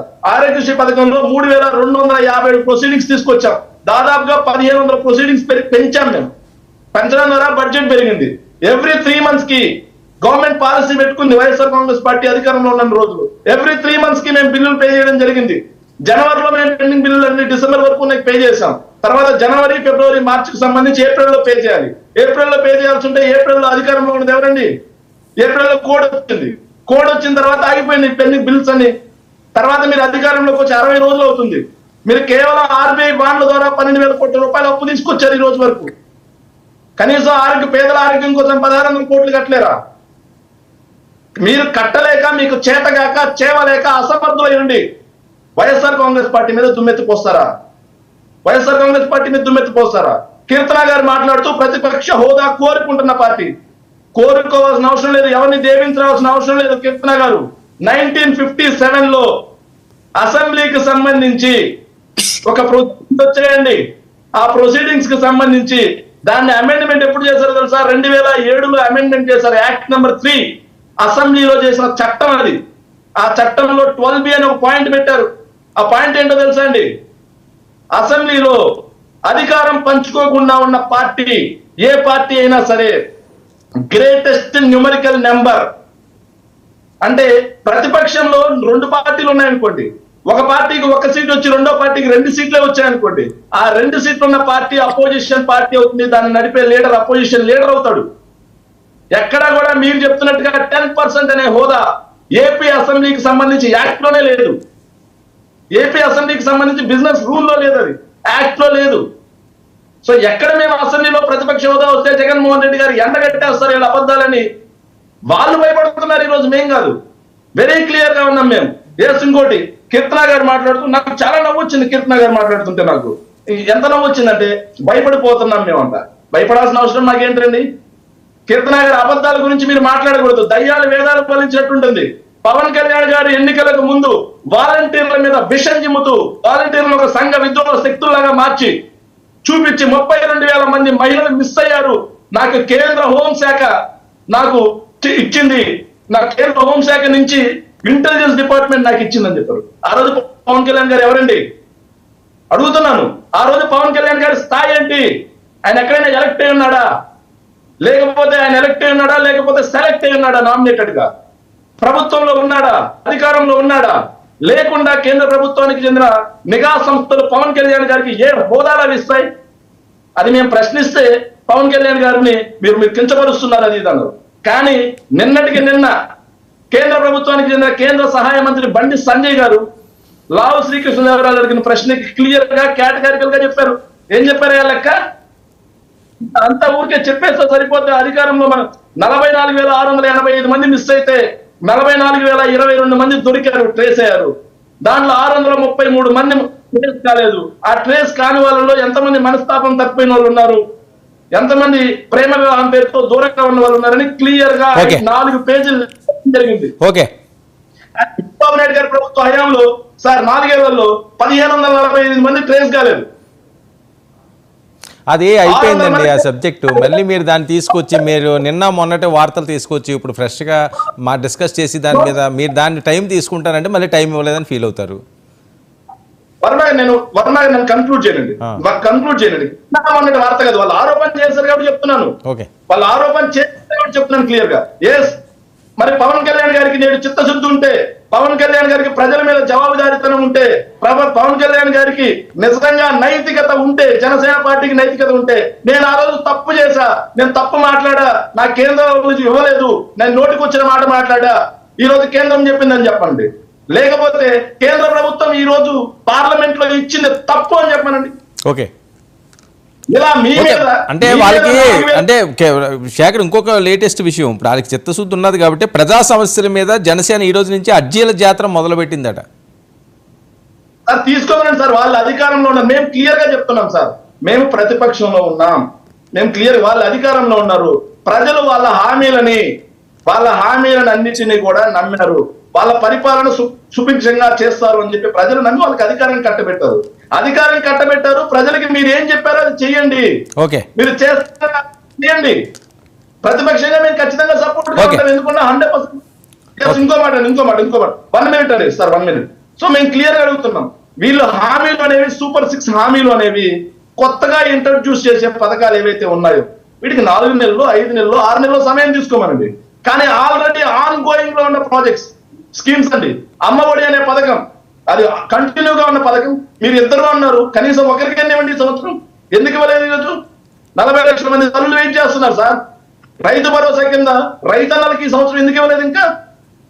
ఎందుకు ఇవ్వలేదండి? ఇవన్నీ కూడా ఎలా అంటే ఉన్న ప్రోగ్రామ్స్ కూడా మంగళం పాటేలా. ఇక వాలంటీర్లు చూసుకుంటే సార్, 5,000 కాదు 10,000 ఇస్తాం. మీకు 50,000 నుంచి 1,00,000 రూపాయలు సంపాదించుకునే మార్గం ఇస్తాం. కానీ ఈ రోజు ఆ వాలంటీర్ల జీవితం, వాలంటీర్ల భవిష్యత్తు గాల్లో దీపం అయిపోయింది సార్. తెలుగుదేశం పార్టీ నుంచి ఒక నాయకుడు వచ్చి వాలంటీర్లు అవసరం లేదు అంటాడు. తెలుగుదేశం పార్టీ నుంచి ఇంకో నాయకుడు వచ్చి వాలంటీర్లను కొనసాగిస్తామంటారు. జనసేన నుంచి ఒక నాయకుడు వచ్చి వాలంటీర్లను తీసేయాలంటారు. బీజేపీ నుంచి ఇంకొక నాయకుడు వచ్చి చాలా సమస్యలు ఉన్నాయి, వాలంటీర్లు పెద్ద సమస్య కాదంటారు. ఓకే, ఇవి కాదు సార్ ఈ రోజు. ఇవి కాదు రాష్ట్ర ప్రజలకు కావాల్సింది సార్. ఈ రోజు రాష్ట్రంలో ఈ నేటికి లంక గ్రామాలు ముంపులో ఉన్నాయి, గోదావరి పరివాహ ప్రాంతాలు ముంపులో ఉన్నాయి. ప్రభుత్వం తరపు నుంచి స్థానిక ఎమ్మెల్యేలు కూడా పోయిన పరిస్థితి లేదు, ఆఖరికి మంత్రులు పోయిన పరిస్థితి లేదు, వాళ్ళకి పునరావాసం కల్పించిన పరిస్థితి లేదు, రేషన్ ఇచ్చిన పరిస్థితి లేదు. అల్లో రావనా అన్నారు. ఇంకా వైఎస్ఆర్ కాంగ్రెస్ పార్టీ మీద దుమ్మెత్తిపోయడం కాదు సార్. మీరు అధికారంలో ఉన్నారు, మీకు చిత్తశుద్ధి పరిపాలన సక్రమంగా కాదు శేఖర్. మంత్రులు ఎమ్మెల్యేలు వెళ్ళకపోవడం ఏంటి? మోకాలు లోతు వరకు దిగి మరి వాళ్ళ పొలాల్లో వెళ్తున్న విజువల్స్ వైరల్ అవుతుంటే వెళ్ళలేదండి. నేను చూపించమంటారా వెళ్ళని గ్రామాలు? ఓకే అజయ్ ఏంటి అసలు ఇంటికే పరిమితం అయ్యాడు అజయ్, ఎక్కడికి వెళ్లకుండా? 1 minute సార్, 1 minute. నేను కన్క్లూడ్ చేస్తాను. మా బుజ్జి గారికి ఒక చిన్న ప్రశ్న ఇచ్చి, బుజ్జి గారు, ఈ కూటమి పార్టీ ఎట్లా ఉందంటే సెటిల్మెంట్ల పార్టీ లాగా ఉందండి. ఈ ప్రశ్న మిమ్మల్ని ఎందుకు అడుగుతున్నా అంటే మీరు కైకలూరు అని నాకు ఐడియా ఉంది, అందుకోసం మిమ్మల్ని అడగాల్సి వచ్చింది. మీ కూటమి పార్టీ సెటిల్మెంట్లు చేసే పార్టీ ఏంటి? ఏలూరు జిల్లా కైకలూరు నియోజకవర్గం కలిదిండి మండలం సానరుద్రవరం గ్రామం మైనింగ్ మాఫియాకి జనసేన కార్యకర్త రామకృష్ణ బలైపోయాడు సార్. దాన్ని కేసు కట్టించకుండా దాన్ని న్యాయం చేసే విధానం ఏం చేశారో తెలుసా సార్? ఈ పార్టీకి చెందినటువంటి, మీ కూటమికి చెందినటువంటి కామినేని శ్రీనివాస్ గారు ఎమ్మెల్యే గారు, స్థానిక ఎమ్మెల్యే గారు ఏం చేశారో తెలుసా సార్? 25 లక్షలు డబ్బులు ఇప్పిస్తాను, కేసులు అక్కర్లేదు, ఏమక్కర్లేదు, చనిపోయిన వాడు కేసులు పెడితే తిరిగి వస్తాడా? మీ కుటుంబానికి 25 లక్షలు డబ్బులు ఇస్తాను. ఎవరి వేధింపుల వల్ల అండి? తెలుగుదేశం పార్టీకి చెందినటువంటి వల్లభనేని శ్రీనివాస్ చౌదరి అనే అతని వేధింపుల వల్ల నా భర్త చనిపోయాడు అని చెప్పేసి విన్నుకోట రామకృష్ణ వాళ్ళ వైఫ్ క్లియర్ గా కంప్లైంట్ రాసి ఇచ్చినా సరే కంప్లైంట్ ఉండదు. 25 లక్షలకి సెటిల్మెంట్ సార్. ఓకే, అంటే ప్రభుత్వం సెటిల్ చేస్తుంది. ఇంతకు ముందు రౌడీలు చేసేవాళ్ళు ఏంటి బుజ్జి, కరెక్టేనా? వరం గారు చెప్పండి. జనసేన కార్యకర్త సూసైడ్ చేసుకున్న మాట వాస్తవం. మేమందరం ఆ కుటుంబం తరపునే పోరాడుతున్న మాట వాస్తవం. అది ఈయన శేఖర్ రెడ్డి గారు తెలుసుకోవాలి ముందుగా. ఇంకో సబ్జెక్ట్ ఏంటంటే కేసు కట్టలేదని ఈయన చెప్తున్నారు. ఈయనకు ఉన్న ఇంటిమేషన్ ఏంటో మరి ఇచ్చిన ఎవరు ఇన్ఫర్మేషన్ ఇచ్చారో నాకు తెలియదు. 174 కేసు కట్టడం జరిగింది. ఇవాళ స్థానిక డిఎస్పీని కాకుండా, ఏలూరు డిఎస్పీని కాకుండా జంగారెడ్డిగూడెం డిఎస్పీని ఇవాళ ఎప్పుడు కట్టారండి కేసు లేటెస్ట్ గా కట్టారా? వెంటనే కట్టారా? చనిపోయిన వెంటనే కట్టారు, లేటెస్ట్ గా కట్టారు. మరి అదే అంటున్నారు, చనిపోయిన వెంటనే కేసు తీసుకోవాలి కదా, అది ఆయన అన్నారు. సెకండ్ డే రోజున తీసుకున్నారు సార్. కొంచెం అంటే ఒకటి డిస్కషన్. శేఖర్ రెడ్డి గారు మీరు మాట్లాడారు, దయచేసి నన్ను మాట్లాడను. ఇందులో స్థానిక ఎమ్మెల్యే గారి హస్తం ఏమీ లేదు, 1% కూడా లేదు. 25 లక్షలు లేదా అది ఆ ఒప్పందం? 25 లక్షలు వాస్తవం కాదు సార్. 25 లక్షలు ఎంత? మరి ఎంత వాస్తవం? వర్మ గారు, నేను మాట్లాడేది ఏంటి, మీరు మాట్లాడేది సార్? అదేనండి, 25 కాదు అన్నారు. పోనీ ఎంత వాస్తవం? ఏదో ఉంటది కదా ఫిగర్. అంత కాదు అంటే ఎంత అని ఉండాలి కదా. అసలు సెటిల్మెంటే లేదు సార్. అవును, అలా చెప్పండి. అంత కాదు అంటున్నా, నాకు డౌట్ వచ్చింది మరి ఎంత అని. అలా కాదు సార్ అన్న. అలాగే ఈయన మాట్లాడుతూ బీజేపీ ఎమ్మెల్యే గారు కామినేని శ్రీనివాస్ గారు 25 లక్షలు ఇస్తారన్నమాట అవాస్తవం. ఇంకో విషయం ఏంటంటే నేను చెప్పేది 174 సెక్షన్ అనేది కట్టడం జరిగింది. ఇవాళ జంగారెడ్డి కూడా డిఎస్పీ గారు ఇక్కడ రావడం జరిగింది. ఆ కుటుంబానికి న్యాయం చేస్తారని చెప్పడం జరిగింది. దాన్ని ఎంక్వైరీ చేశారు. నిజ నిర్ధారణ కమిటీ అని శ్రీనివాస్ గారు అసలు కారణం ఏంటి చెప్పండి. ఓకే, నిజ నిర్ధారణ కమిటీ వేశారు, వేరే డిఎస్పీ గారు వచ్చారు, ఈ పంచాయతీ అంతా కదా. కారణం ఏంటి? ఎందుకు చచ్చిపోయారు? ఎవరు చంపారు? వాళ్ళకి ఎవరైనా ఎక్స్గ్రేషన్ ఇస్తానన్నారా? మీ స్థానిక ఎమ్మెల్యే ఏం చెప్పారు? నిజంగా తెలుగుదేశం వాళ్ళ పాత్ర ఉందా? మరి పవన్ కళ్యాణ్ గారి దృష్టికి ఇది వెళ్ళిందా? పవన్ కళ్యాణ్ గారికి కూడా ఆ మీద అర్జీ పెట్టిందని చెప్పి నాకున్న ఇన్ఫర్మేషన్. అది నిజమో అబద్ధమో మీరే చెప్పాలి. మీరు ఎందుకు అక్కడ ధర్నాలు చేశారు 2-3 రోజుల నుంచి? సార్, ధర్నాలు చేయడం అనేది ఏంటంటే అక్కడ ఆ కుటుంబ సభ్యులు 174 కాదు 306 సెక్షన్ కట్టాలి, మా కుటుంబానికి న్యాయం చేయాలి అని అడిగితే అప్పుడు మా స్థానిక ఉన్న ఇక్కడ కమ్మిలి విట్ల గారు, మా సామాజిక వర్గానికి పెద్ద కమ్మిలి విట్ల గారు, అలాగే ఇక్కడ స్థానిక ఎమ్మెల్యే గారు కామినేని శ్రీనివాస్ గారు ఎస్పీ గారితో మాట్లాడటం జరిగింది. ఎస్పీ గారు క్లియర్ కట్ గా 306 కట్టడం జరగదు. ఎందుకనంటే ఇందిరాగాంధీని డైరెక్ట్ గా కాల్చినప్పుడు కూడా మనం 174 సెక్షన్ కట్టడం జరిగింది. 174 కట్టి ఇన్వెస్టిగేషన్ చేసిన తర్వాత 306 కి వెళ్తాము. దీన్ని మీరు రాద్ధాంతం చేయొద్దని చెప్పడం జరిగింది. సో అది మడ్రేనా బుజ్జి అది మడ్రేనా? సార్, మడ్రా సూసైడ్ అనేది తెలియని పరిస్థితి. ఇప్పుడు వాళ్ళ మిస్సెస్ ఏం చెప్పిందంటే నా దగ్గరికి వచ్చి పలానా వ్యక్తులు హింసించారు కాబట్టి నేను మానసికంగా కుంగిపోతున్నాను, నేను చనిపోవాలని ఉందని వాళ్ళ భార్యతో పిల్లలతో చెప్పిన మాట వాస్తవమే, నేను కాదని అన్నాను. కానీ అది జరిగింది ఏంటంటే అలా బాధపడి చెప్పినప్పుడు వాళ్ళ పిల్లలు భార్య అది కాదు చనిపోతాం ఏంటని ఓదార్చారు. దాని తర్వాత ఒక గంటన్నరలో ఈయన కనపడపోతే, బయటికి వెళ్ళి వస్తానని కనపడపోతే ఇవన్నీ జరిగితే ఒక చేను కట్టిన అంటే చేరుకి ఆనుకున్న ఒక యాప చెట్టుకి గురేసుకుని. సో ఆయన అయితే ముందుగా చెప్పారు, చనిపోయే ముందు అయితే మరణ మార్గం ఇచ్చినట్టే. ఇంకా ఆయన ఫలానా ఇలా జరిగింది, వాళ్ళ వల్ల నేను చనిపోతున్నానని చెప్పారు కదా. సో సూసైడ్ అయ్యి ఉండొచ్చు కానీ వేరే వాళ్ళ వల్ల ఇది జరిగింది. ఓకే, అంటే అది ఈయనకి ఎవరో పెట్టినట్టున్నారు శేఖర్ రెడ్డి గారికి కంప్లైంట్. ఆ కంప్లైంట్ లో ఆవిడ రాసిన మాట వాస్తవం ఏంటంటే నా భర్త చనిపోయి ఉండొచ్చు, లేదా నా అనుమానం ఏంటంటే ఒక ముగ్గురు కలిసి నా భర్తని చంపేసి ఉండొచ్చు అనేది ఆ కంప్లైంట్ లో ఉందండి సార్. దానివల్ల మేము వాళ్ళు ఆ కుటుంబ సభ్యులందరూ 306 కట్టాలని పట్టుబట్టి దర్శా చేయడం జరిగింది. కానీ ఈ 25 లక్షల సెటిల్మెంట్ అయితే జరగలేదు. ఓకే, ఇది జనసేన పవన్ కళ్యాణ్ గారి దృష్టికి వెళ్ళిందా లేదా? ఎందుకంటే ఇలాంటి ఆయన చాలా సీరియస్ గా తీసుకుంటారు కదా. ఆయన ఉప ముఖ్యమంత్రి కూడా ఇప్పుడు వెళ్ళిందా లేదా మీకున్న నోటీసు? ఇక్కడ మా జనసేన నాయకులు ఉన్నారండి, కొల్లి బాబీ గారని, చలపతి వెంకన్న బాబు గారు, వీళ్ళందరూ పవన్ కళ్యాణ్ గారి దృష్టికి అలాగే హరిప్రసాద్ గారి దృష్టికి తీసుకెళ్లాలని చెప్పడం జరిగింది. ఇది పవన్ కళ్యాణ్ గారి దృష్టిలోనే ఉందని నేను అనుకుంటున్నాను. ఎందుకంటే చెప్పండి సార్ 1 మినిట్ సార్. ఏదైతే మన బుజ్జి గారు మాట్లాడుతూ కామినేని శ్రీనివాస్ గారు అసలు దాని ఇన్సిడెంట్ లోనే ఇక్కడ ఎక్కడ ఇన్వాల్వ్ కాలేదండి, రాలేదని చెప్పారు సార్. బుజ్జి గారు, తాళపాలెం బుజ్జి గారు, మీ కైకలూరులో ఈ రోజు ఈ ఇన్సిడెంట్ తెలిసినటువంటి ఏ ఒక్కరిని అడిగినా సరే అది 25 లక్షలకి సెటిల్మెంట్ అయిందని చెప్తున్నారు సార్. ఏ ఒక్కరిని అడిగినా జనసేన పార్టీ కార్యకర్తలే సార్, జనసేన పార్టీ కార్యకర్తలు కూడా నేను అడిగాను. 25 లక్షలకి సెటిల్మెంట్ చేశారన్న కామినేని శ్రీనివాస్ గారు అంటున్నారు. 25 లక్షల కార్యకర్తలు చెప్తున్నారన్న. ఓకే, 25 లక్షల సెటిల్మెంట్ అయితే కేసు ఎందుకు అవుతారన్నా? పంపించింది ఎవరన్నా కామినేని శ్రీనివాస్.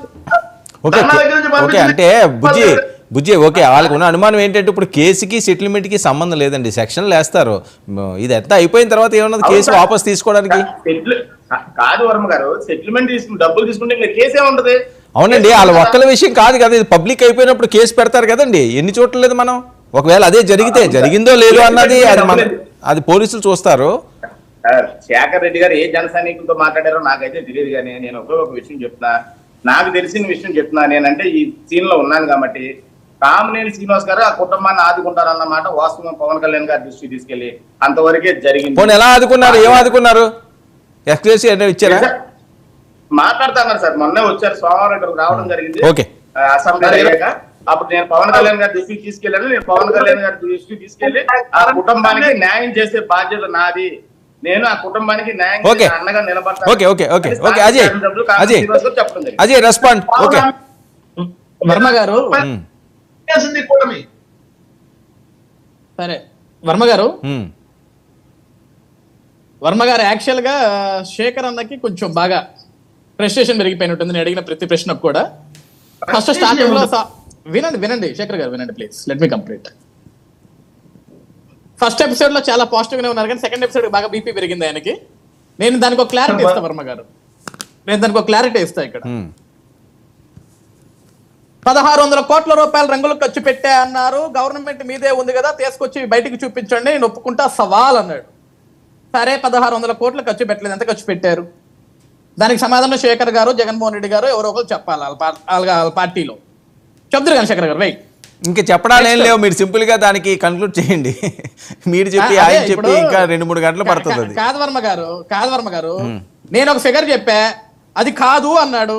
సరే రూపాయి ఖర్చు పెట్టాడా, లక్ష ఖర్చు పెట్టాడా, 1000 ఖర్చు పెట్టాడా, 10,000 ఖర్చు పెట్టాడా, సమాధానం చెప్పాలా? ఆ డబ్బు ఎవరిది?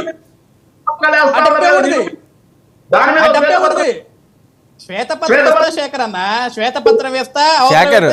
శేఖర్ నీ వాయిస్ మ్యూట్ అవుతుంది, శేఖర్ నీ వాయిస్ మ్యూట్ అవుతుంది గట్టిగా మాట్లాడితే. చూడండి మీరు అది స్పీకర్ పెట్టుకున్నారో మరి ఇయర్ ఫోన్స్ తో మాట్లాడుతున్నారో.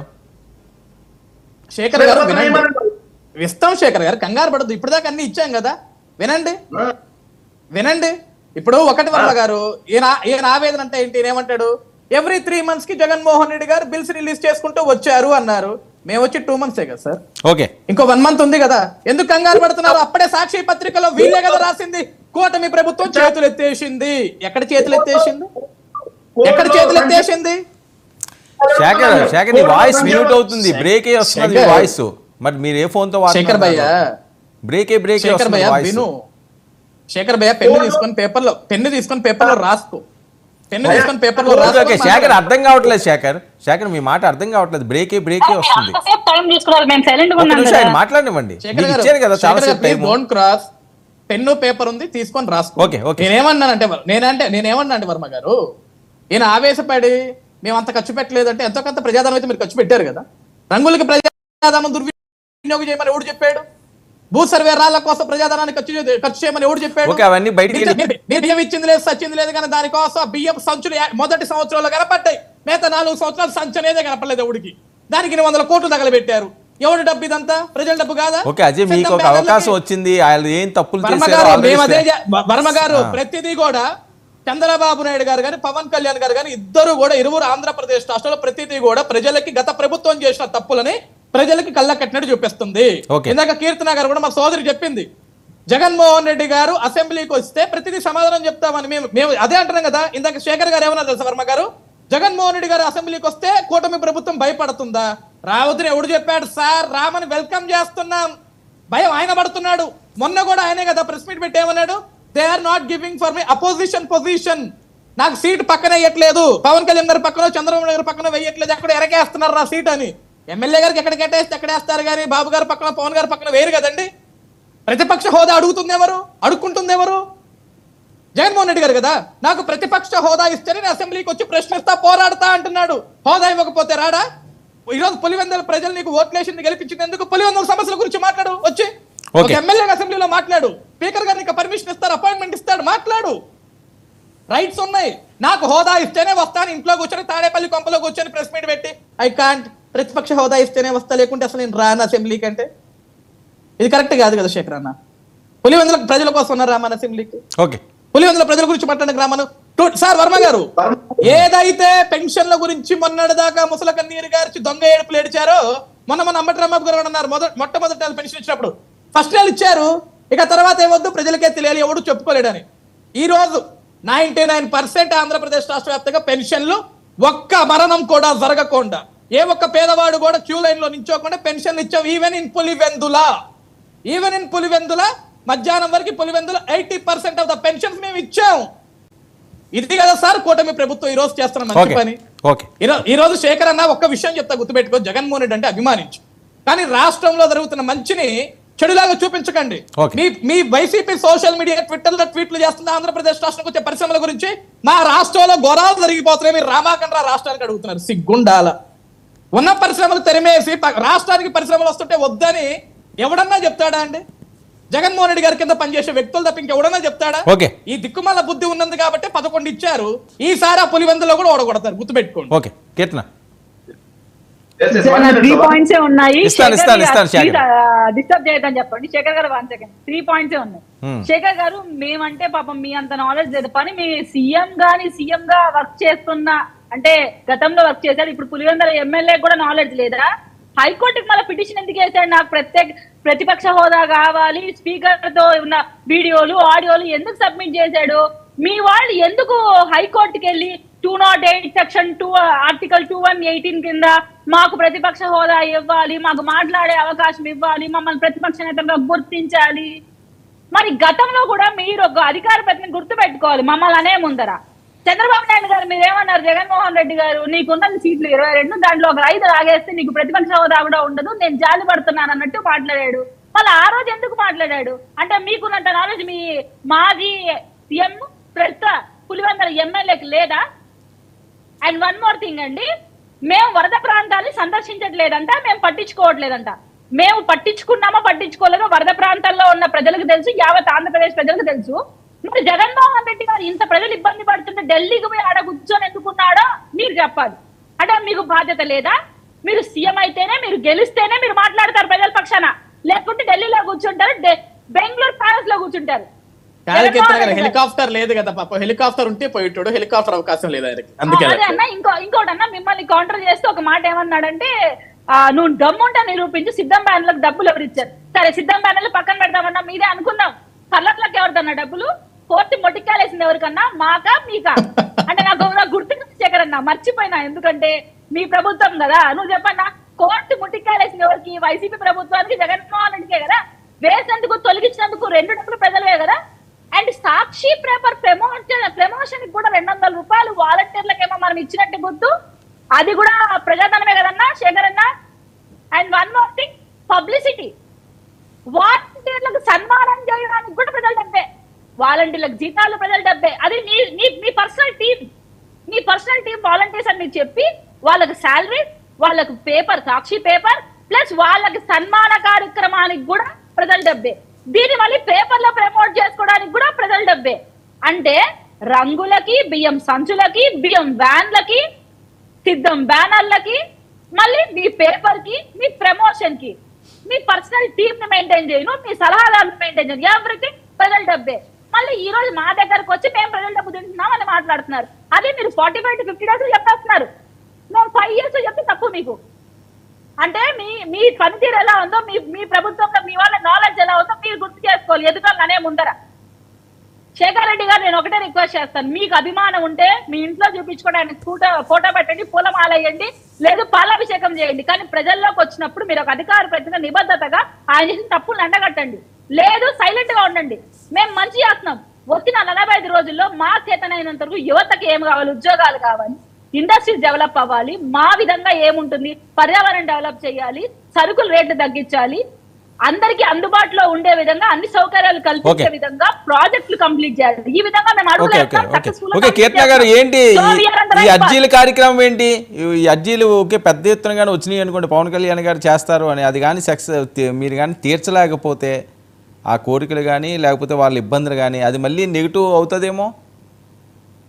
సార్, ప్రజలు ఎప్పుడు కోరికలతో రాదు సార్, వాళ్ళ ఇబ్బందుల్ని, వాళ్ళు పడుతున్న వేదనని చెప్పుకోవడానికి వస్తారు సార్. ఆ అవకాశం ఒక బిగ్గెస్ట్ ప్లాట్ఫామ్ ద్వారా గతంలో మేము జనవాణి అని ఇచ్చాము, ఇప్పుడు కూడా ఇస్తున్నాం సార్. ఏవైతే వాళ్ళ సమస్యలు ప్రజాప్రతినిధుల ద్వారా తీర్చగలుగుతామో అవి తీర్చడానికి మేము కార్యాచరణ చేస్తున్నాం. ప్రతిరోజు మాకు సంబంధించిన ఎమ్మెల్యేలు మా పార్టీ ఆఫీసులో అందుబాటులో ఉండేలాగా చేస్తున్నాం. సో ఒక స్ట్రక్చర్డ్ పాలిటిక్స్ తో ప్రజలకు మేము చేరువవుతున్నాం సార్. దీంట్లో ఎక్కడ నెగటివ్ ఉండదు, ఎందుకంటే ఎవరు ఇబ్బంది పడకూడదు ఈ ప్రభుత్వంలో. ఒకవేళ అక్కడున్న ప్రజాప్రతినిధుల ద్వారా సాల్వ్ కాని విషయాలు ఉన్నా కూడా మా డిప్యూటీ సీఎం గారి ద్వారా, మన సీఎం గారి ద్వారా మేము సార్ట్అవుట్ చేసి సాల్వ్ చేస్తాం సార్. ఇది ప్రజలకు చేరువయ్యే చిరు ప్రయత్నం సార్. ఓకే శేఖర్ సార్, మా కీర్తనమ్మ మాట్లాడుతూ నాకు బాగా మాట్లాడుతూ జగన్మోహన్ రెడ్డి గారి మీద అభిమానం ఉంటే పాలాభిషేకం చేయండి, ఇంట్లో ఫోటో పెట్టుకొని పూజ చేయండి అని. ఎస్, డైరెక్ట్ గా కీర్తన గారిని అడుగుతున్నా, మీకు ఈ డిప్యూటీ సీఎం గారి మీద అభిమానం ఉంటే పాలాభిషేకం చేసుకోండి. నేను అడిగిన 32,000 మంది మహిళల మిస్సింగ్ ఆయన ఆరోపించాడు, అది తప్పు అని చెప్పి సెంట్రల్ గవర్నమెంట్ క్లియర్ గా చెప్పింది. మరి దానికి మీరేమంటారు?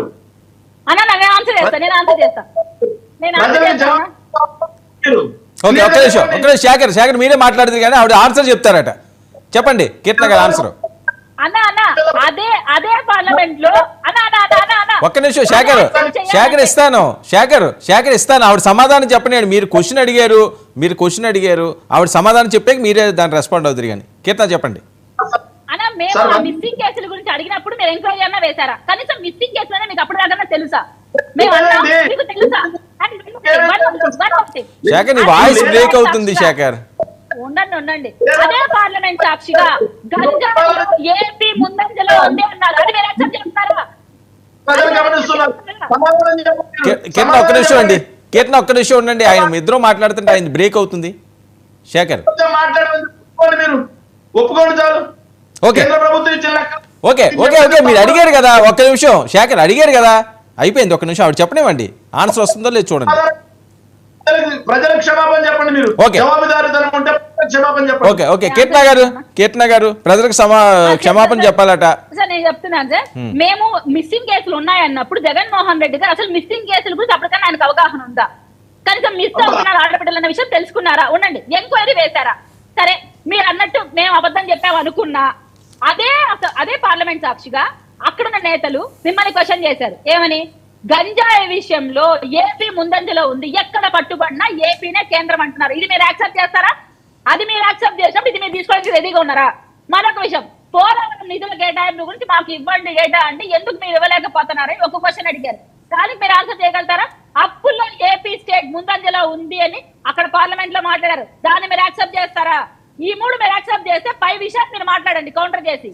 ఓకే గంజాయి గురించి AP capital of ganja Manyam sir రాసింది ఎప్పుడో తెలుసు సార్? 2017. దాని గురించి పార్లమెంట్ లో చర్చ జరిగింది సార్. Capital of ganja.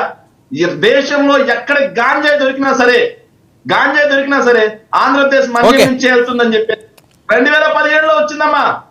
2017లో వచ్చింది.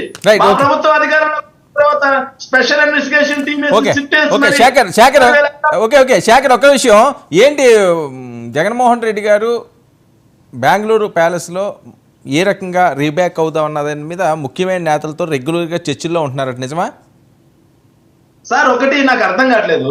2019 ఎన్నికల్లో ఓడిపోయిన తర్వాత సారీ నాకు కొంప లాంటి మాటలు మాట్లాడడం రాదు. ఆ తెలుగుదేశం పార్టీ కుసంస్కారం ఉంది కాబట్టి కొంప అంటారు. కొంప అని వాళ్ళు మాట్లాడతారేమో అధికార ప్రతినిధులుగా వచ్చి ఏదో సోషల్ మీడియాలో లేఖి వేదాలు రాసుకునే భాష అది. దాన్ని అధికార ప్రతినిధులుగా వచ్చి కొంప అంటారేమో. ఏదైతే 2019 ఎన్నికల్లో ఓడిపోయిన తర్వాత చంద్రబాబు నాయుడు గారు హైదరాబాద్ కి సంబంధించినటువంటి ఆయన విలాసవంతమైన ప్యాలెస్ లో ఆయన రెస్ట్ తీసుకుంటే ఇక్కడ చర్చా కార్యక్రమాల్లో ఇబ్బందులు ఉండవండి. పవన్ కళ్యాణ్ గారు వెళ్ళిపోయి సినిమాలు చేసుకుంటూ పవన్ కళ్యాణ్ గారు వెళ్ళిపోయి ఆయన ఫామ్ హౌస్ల్లో ఫార్మింగ్ చేసుకుంటా ఉంటే ఎవరికి ఇబ్బంది లేదు. కానీ జగన్మోహన్ రెడ్డి గారు ఆయన సొంత ఇల్లు అది పూర్తిగా వెళ్ళిపోయారా? పూర్తిగా వెళ్ళిపోయినారా? అజయ్ ఎందుకు అలా పదే కామెంట్లు చేయడం? బెంగళూరు వెళ్ళకూడదు ఆయన? కాదు వర్మ గారు, శేఖర్ గారు ఇప్పుడు చెప్తున్నాడు. అదే చంద్రబాబు నాయుడు గారి గురించి వీళ్ళు ఏం మాట్లాడారు తెలుసా సార్? లోకేష్ గారు చంద్రబాబు గారి గురించి, పవన్ కళ్యాణ్ గారి గురించి. పవన్ కళ్యాణ్ ఏమో షూటింగ్ లో బిజీగా ఉంటాడు, ప్రజలు రిసార్ట్ లో ఓడికొట్టారు, ఏది 151 స్థానాలు మాకు వచ్చాయి కాబట్టి చంద్రబాబు భయపడి ప్రతి శని ఆదివారాలు హైదరాబాద్ లో దాక్కుంటున్నాడు అని ఎవరు మాట్లాడింది? వాళ్ళ మంత్రులు, వాళ్ళ ఎమ్మెల్యేలు, ఈవెన్ జగన్మోహన్ రెడ్డి గారు ముఖ్యమంత్రి స్థానంలో కూర్చొని ఆయన కదా సార్ మాట్లాడింది. ఈ రోజు చంద్రబాబు నాయుడు గారు కానీ పవన్ కళ్యాణ్ గారు ఎక్కడ జగన్మోహన్ రెడ్డి పేరు ఎత్తుతున్నారా? బెంగళూరు ప్యాలెస్ లో నిద్రపోతున్నాడని ఏం చెప్పట్లేదు కదా. ఈ రోజు బెంగళూరు ప్యాలెస్ లో పోయింది ఆయన. ఈరోజు అమరావతిలో భవనం కట్టుకున్నా, అమరావతిలోనే ఉంటా, అమరావతి రాజధాని ఇక్కడి నుంచి అడుగు బయట వేయనన్నాడు.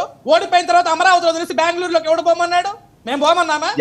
ఈ రోజు కాదు వర్మ గారు, నేనేమంటాడంటే మాట్లాడితే శేఖర్ విను. ఈ రోజు శేఖర్ గారు ఏమంటారంటే విను బ్రదర్. శేఖర్ గారు ఏమంటారంటే యూట్యూబ్లు చిల్లర సోషల్ మీడియా, వీళ్ళు చిల్లర మాటలు అసలు సోషల్ మీడియాని చిల్లరతనం చేసింది ఎవరు? సజ్జల భార్గవ్ రెడ్డి, సజ్జల రామకృష్ణారెడ్డి ఇద్దరు చిల్లరగాలను పెట్టుకొని సోషల్ మీడియా ఏంటి పరిస్థితి? సోషల్ మీడియాకి కోట్ల రూపాయలు ఖర్చు పెట్టింది మీరు కదా. ఈ రోజు ఎందుకు శేఖర్ మీ వాయిస్ బ్రేక్ అవుతుంది. శేఖర్ వాయిస్ బ్రేక్ అవుతుంది. మీదేదో సజ్జల భార్గవ్ రెడ్డి, సజ్జల రామకృష్ణారెడ్డి బుజ్జి